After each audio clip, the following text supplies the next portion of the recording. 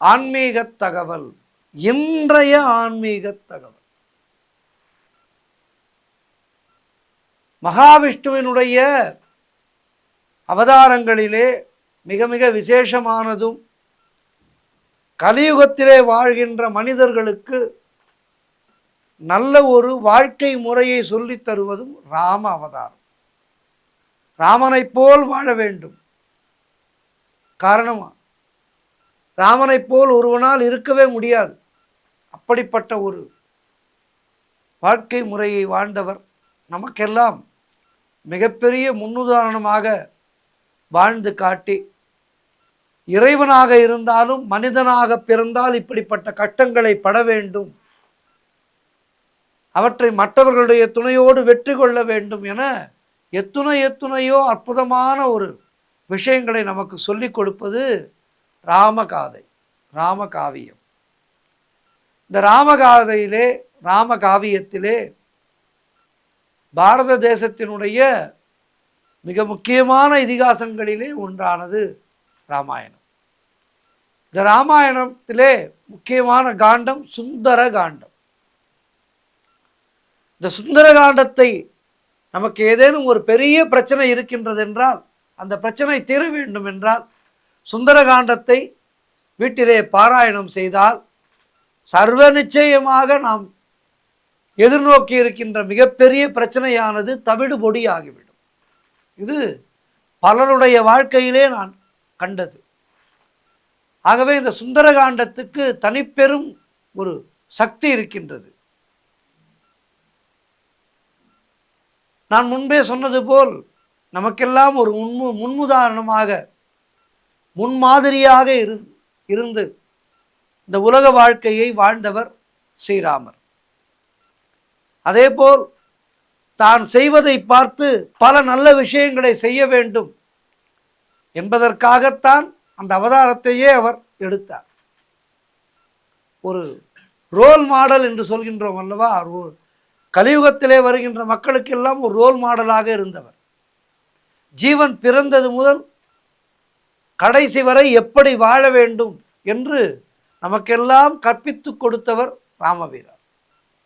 மாதா பிதா பக்தி, சகோதரர்கள் மேல் பாசம், எளிமை, ஸ்நேக பாவம், குரு பக்தி, ஏகபத்தினி விரதம், அடைக்கலம் என்று வந்தவர்களை காப்பாற்றுவது என எல்லா விதமான மேன்மையான குணங்களையும் ஒரு மனிதன் எப்படி வாழ வேண்டும் என்று நமக்கு கற்றுக் கொடுத்த அவதாரம், வாழ்ந்து காட்டிய அவதாரம் ராம அவதாரம்.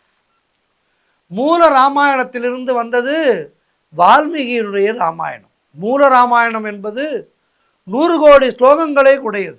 அது ஹயக்ரீவ ரூபி பரமாத்மாவினாலே வாயு பகவானுக்கு உபதேசம் செய்யப்பட்டது. அதன் பிறகு வால்மீகி முனிவர் பகவானுடைய அனுகிரகத்தினாலே எழுதிய ராமாயணத்திலே 7 காண்டங்களாக இந்த ராமாயணத்தை பிரித்து கொடுத்தார். அவை பாலகாண்டம், அயோத்தியா காண்டம், ஆரண்ய காண்டம், கிஷ்கிந்தா காண்டம், சுந்தர காண்டம், யுத்த காண்டம், உத்தர காண்டம். ஒரு ஜீவனுக்கு முக்கியமானது ஹிருதயம். அதுபோலவே ராமாயணத்திலே மிக மிக முக்கியமானது சுந்தர காண்டம். முழுக்க முழுக்க ஹனுமனை பற்றிய காண்டம். இந்த பகுதி முழுவதும் ஆஞ்சநேயர் தான் நிறைய வரும்.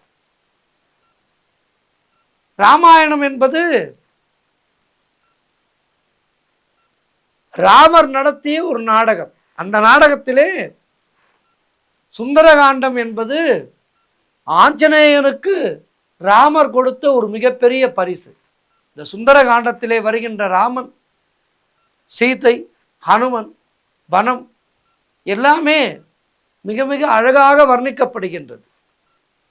சரி, சுந்தரகாண்டம் எப்படி ராமாயணத்திலே ஒரு திருப்பு முனையாக உள்ளதோ, சுந்தரகாண்டத்தை சிரவணம், கீர்த்தனம், பாராயணம் செய்தாலே வாழ்விலே நமக்கு திருப்பு முனை ஏற்படும். அதனால்தான் சொன்னேன், ஏதேனும் நமக்கு மிகப்பெரிய பிரச்சனைகள் வாழ்க்கையிலே வந்தால் இந்த சுந்தரகாண்டத்தை பாராயணம் செய்தால் அந்த பிரச்சனையானது காணாமல் போய்விடும்.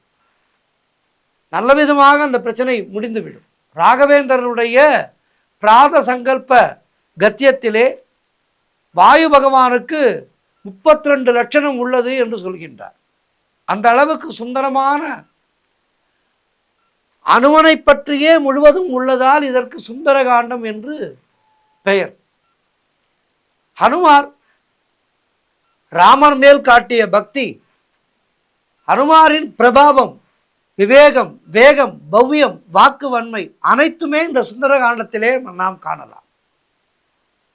புத்திர் பலம் யசோதைரியம் நிர்பயத்வம் அரோகதா அஜாக்ஷம் வாக்படுத்வம் ச ஹனுமத் ஸ்மரணாத் பவேத் என்ற இந்த ஸ்மரணையே மிகவும் விசேஷமாகி அனைத்தும் தரவல்லது. இந்த ஸ்லோகத்தை அனுதினமும் சொல்ல வேண்டும்.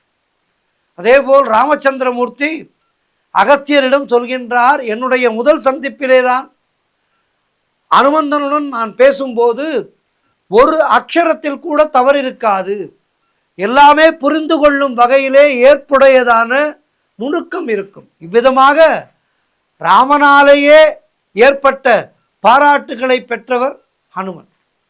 ஒருவருக்கு பேச்சு திறமை என்பது மிக மிக மிக முக்கியமானது, ஒவ்வொரு மனிதனுக்கும் தேவை.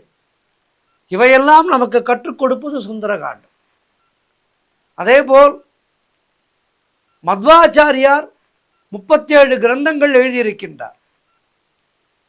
அதிலேயும் இதை பற்றி குறிப்பிடுகின்றார். விசேஷமான வாக்வன்மை என்று சொல்கின்றார். சுந்தரருடைய சுந்தரகாண்டம் வாயு பகவான் எப்படி ஹனுமந்தராகவும் பின்னர் மத்வாச்சாரியாராகவும் அவதாரம் செய்தார், இரண்டாவதாக மத்வர் பத்ரிகாசிரமம் போன போது வேதவியாசரிடம் மகாபாரத தாத்பரிய நிர்ணயத்தை செய்ய ஒப்புதல் வாங்கி வந்ததாக வரலாறு இருக்கின்றது. அதேபோல் நமக்கு ஏற்படுகின்ற மிக மிக குழப்பமான ஒரு காலகட்டத்திலே வாழ்க்கையிலே நாம் எல்லா நிலையிலேயும் எல்லோருக்கும் ஏதேனும் ஒரு தடுமாற்றங்கள் ஏற்படும். அப்படி தடுமாற்றங்கள் ஏற்படும் போது 32 அத்தியாயம் கொண்ட இந்த மகாபாரத தாத்பரிய நிர்ணயம் நமக்கு ஒரு மிகப்பெரிய நிவாரணம் ஆகின்றது. இதிலே 4 முதல் 9 வரை உள்ள அத்தியாயங்களிலே இராமாயணத்தினுடைய சாரத்தை, அதுவும் நமக்கு ஏற்படும் சாஸ்திர ரீதியான குழப்பங்களை சரி செய்யும் வகையிலே நிர்ணயம் செய்திருக்கின்றார். அதிலே 7வது அத்தியாயம் சுந்தரகாண்டமாகும். ஹனுமன் இலங்கைக்கு போய் இலங்கையை துவம்சம் செய்து சீதையிடம் மோதிரத்தை ஒப்படைத்து சூடாமணியை வாங்கி வந்து ராமனிடம் கொடுத்தாரோ அவரே மத்வராகி மகாபாரத தாத்பரிய நிர்ணயத்தை எழுதியது வரலாறு. ஆகவே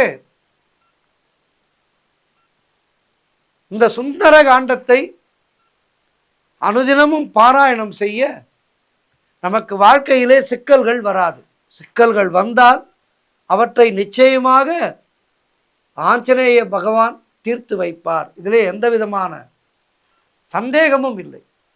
எனவே இனிவரும் காலங்களிலே நமக்கு ஏதேனும் ஒரு பிரச்சனை வருகின்றது என்றால் உடனடியாக சுந்தரகாண்டத்தை பாராயணம் செய்து அந்த பிரச்சனையிலிருந்து நிவர்த்தி பெறுவோம். ராம நாமம் என்பது நமக்கு எல்லாவற்றையும் கொடுக்கக்கூடியது. எல்லாவற்றையும் என்றால் நமக்கு நல்லவைகளை எல்லாம் கொடுக்க வேண்டியது. நல்லன எல்லாம் தருகின்ற நாமம் ராம நாமம். ஆகவே ராம நாமத்தையும் ஹனுமனுடைய அந்த திருநாமத்தையும் ஹனுமனுடைய காயத்ரி மந்திரத்தையும் அனுதினமும் சொல்லி வாழ்க்கையிலே எல்லா வளமும் நலமும் பெறுவோம். நன்றி, வணக்கம்.